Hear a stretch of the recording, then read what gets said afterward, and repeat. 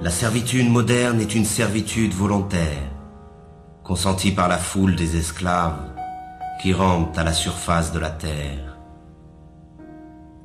Ils achètent eux-mêmes toutes les marchandises qui les asservissent toujours un peu plus.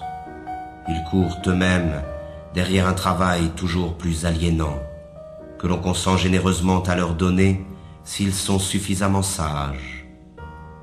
Ils choisissent eux-mêmes les maîtres qu'ils devront servir. Pour que cette tragédie mêlée d'absurdité ait pu se mettre en place, il a fallu tout d'abord ôter aux membres de cette classe toute conscience de son exploitation et de son aliénation. Voilà bien l'étrange modernité de notre époque.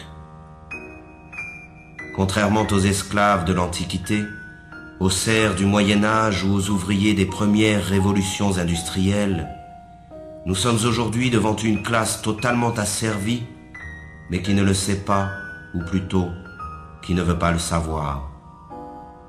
Ils ignorent par conséquent la révolte, qui devrait être la seule réaction légitime des exploités. Ils acceptent sans discuter la vie pitoyable que l'on a construite pour eux. Le renoncement et la résignation sont la source de leur malheur. Voilà le mauvais rêve des esclaves modernes, qui n'aspirent finalement qu'à se laisser aller dans la danse macabre du système de l'aliénation.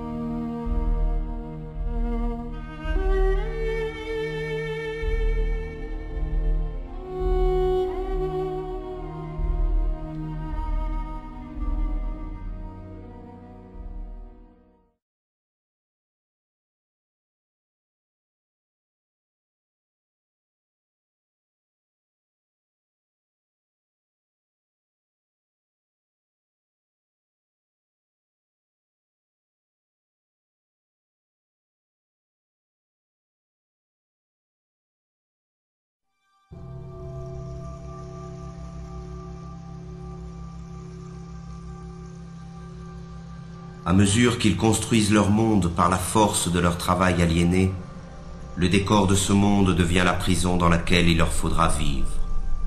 Un monde sordide, sans saveur ni odeur, qui porte en lui la misère du mode de production dominant. Ce décor est en perpétuelle construction. Rien n'y est stable. La réflexion permanente de l'espace qui nous entoure trouve sa justification dans l'amnésie généralisée et l'insécurité dans lesquelles doivent vivre ses habitants. Il s'agit de tout refaire à l'image du système. Le monde devient tous les jours un peu plus sale et bruyant, comme une usine.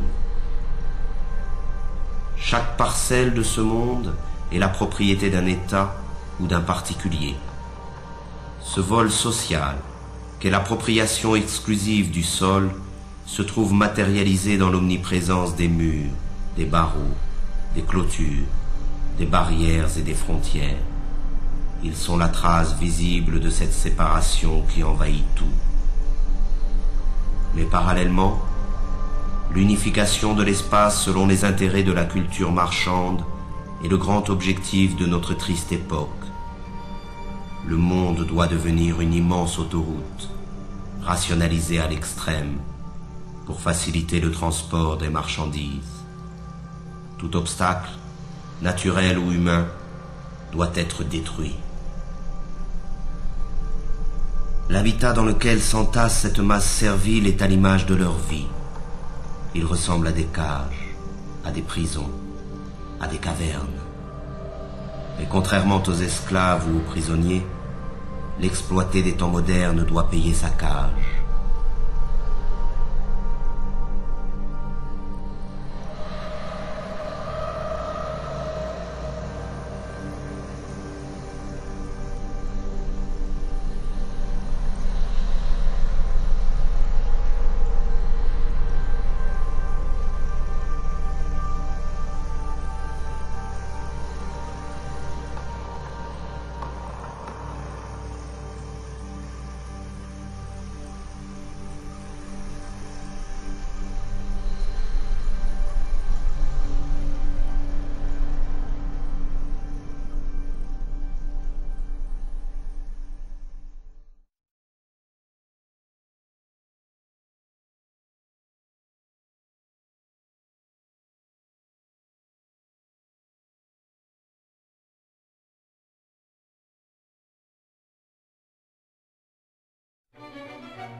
Et c'est dans ce logis étroit et lugubre qu'il entasse les nouvelles marchandises qui devraient, selon les messages publicitaires omniprésents, lui apporter le bonheur et la plénitude.